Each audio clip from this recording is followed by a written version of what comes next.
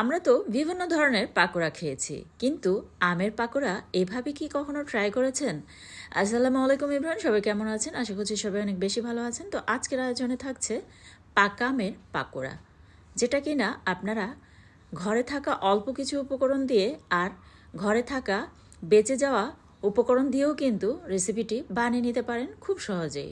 আর সবচাইতে মজার ব্যাপার হচ্ছে, চা বসিয়ে রেখে কিন্তু ঝটপট এই পাকোড়াটি বানিয়ে নেওয়া যায়। তো এরকম সহজ সহজ ও মজাদার রেসিপিগুলি পেতে পেজ ফলো করে সাথে থাকবেন। আর ইউটিউব চ্যানেল থেকে দেখে থাকলে সাবস্ক্রাইব করে আমাকে সাপোর্ট করবেন। আর আপনাদের টাইমলাইনে শেয়ার করে রেখে দিতে পারেন, যখন ফ্রি থাকবেন রেসিপিটি দেখে ঘরে কয়েক পিস পাউরুটি ছিল আর এগুলি কেউ খাচ্ছিল না, তো ভাবলাম এভাবে পাকোড়া বানিয়ে নিলে কেমন হয়। আর যেহেতু এখন আমের সিজন আর আম কিন্তু অ্যাভেলেবেল পাওয়া যাচ্ছে, তো আমি কিন্তু আম দিয়ে ট্রাই করেছি। আপনারা চাইলে কলা দিয়ে কিংবা কলা আম দুইটার সংমিশ্রণেও কিন্তু বানিয়ে নিতে পারেন। আবার চাইলে আপনারা কিন্তু ব্রেডটাকে স্কিপ করতে পারেন, সুজিটা দিয়েও কিন্তু বানিয়ে নিতে পারেন। তো ব্রেডটা নষ্ট হয়ে যাবে ভেবে আমি কিন্তু এর সাথে ব্রেডটা অ্যাড করে দিয়েছি, আর তার সাথে কিন্তু সুজিটাও অ্যাড করে দিয়েছি। তো যে কোনো একটা দিয়েও কিন্তু এভাবে পাকোড়া আপনারা বানিয়ে নিতে পারবেন। আর দিয়ে দিলাম 2টি ডিম ভেঙে। আমি কিন্তু 2টি ডিম দিয়ে বানিয়ে নিচ্ছি। আপনারা চাইলে এখানে 1টি ডিম দিয়েও কিন্তু রেসিপিটি ট্রাই করতে পারেন, কোনো সমস্যা নেই। আবার চাইলে বাড়িও অ্যাড করে নিতে পারেন। আর 2টি বড় সাইজের পেঁয়াজ কুচি আমি অ্যাড করে দিয়েছি। কিছু কাঁচা মরিচ আমি একদম মিহি কুচি করে অ্যাড করে দিলাম। আর 1/4 কাপের মতো দিয়ে দিলাম সুজি। স্বাদটাকে বাড়ানোর জন্য অ্যাড করে দিচ্ছি 2 টেবিল চামচ পরিমাণ চিনি। আর যারা ঝাল ঝাল পছন্দ করেন সেক্ষেত্রে আপনারা কিন্তু ঝালের পরিমাণটা, মানে কাঁচামরিচের পরিমাণটা বাড়িয়ে অ্যাড করে নিতে পারেন, কোনো সমস্যা নেই। আর একদম পাকা টসটসে একটি আম এর সাথে আমি এখন অ্যাড করে দিচ্ছি, দেখতে পাচ্ছেন। যারা চিনিটাকে স্কিপ করতে চান তারা কিন্তু চিনিটা না দিলেও চলবে, তবে সেক্ষেত্রে ঝাল ঝাল কিনতে হবে এটা। তো আমি ঝাল এবং যাতে মিষ্টি হয় দুটোর সংমিশ্রণে কিন্তু আমি এটা তৈরি করেছি। আর এটা আমার কাছে অনেক বেশি ভালো লেগেছে, তাই আপনাদের সাথে শেয়ার করলাম। তো অবশ্যই রেসিপিটি আম ফুরিয়ে যাওয়ার আগে এভাবে ট্রাই করে দেখবেন, আমার বিশ্বাস আপনাদের কাছে অনেক বেশি ভালো লাগবে। আর হ্যাঁ, দেখতে পেলেন আমি কিন্তু একটা কলাও এর সাথে অ্যাড করে দিয়েছি। কলাটা একদম পেকে গিয়েছিল, কেউ খাচ্ছিল না, তো এর সাথে কিন্তু অ্যাড করে দিয়ে খুব ভালোভাবে মিক্স করে নিলাম। আর হ্যাঁ, আরেকটু স্বাদটাকে বাড়ানোর জন্য এখন অ্যাড করে দিচ্ছি 1/2 চা চামচের মতো গোলমরিচের গুঁড়ি আর 1 মুঠো ভর্তি পরিমাণ ময়দা। ময়দার পরিবর্তে আপনারা কিন্তু এখানে চালের গুঁড়িটাও ইউজ করতে পারেন, কোনো সমস্যা নেই। তারপর হাত দিয়ে খুব ভালোভাবে মিক্স করে নিলাম।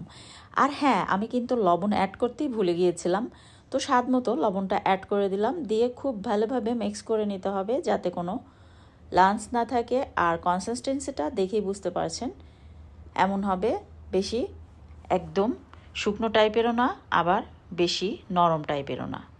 তো এখন এগুলিকে ভেজে নেওয়ার পালা। তো চুলে একটা প্যান বসিয়ে দিয়েছি, পর্যাপ্ত পরিমাণে তেল দিয়ে তেলটাকে খুব ভালোভাবে গরম করে নিয়েছি।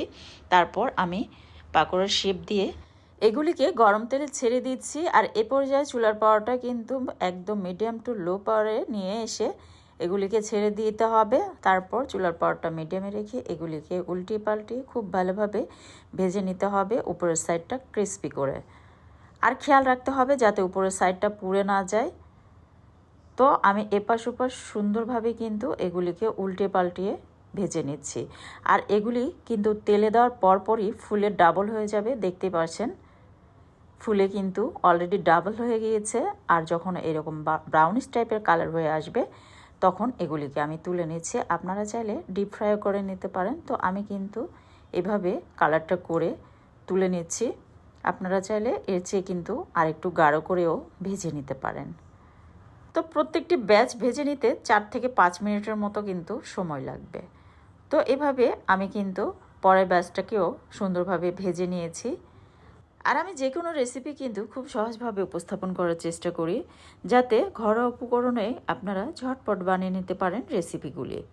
তো আমার রেসিপিগুলি যদি আপনাদের কাছে এতটুকু ভালো লেগে থাকে, অবশ্যই পরিবার পরিজনদের মাঝে ভিডিওটি বেশি বেশি শেয়ার করে দেবেন, কারণ আপনাদের একটি শেয়ার কিন্তু আমাকে সামনে এগিয়ে নিয়ে যাবে অনেক দূর।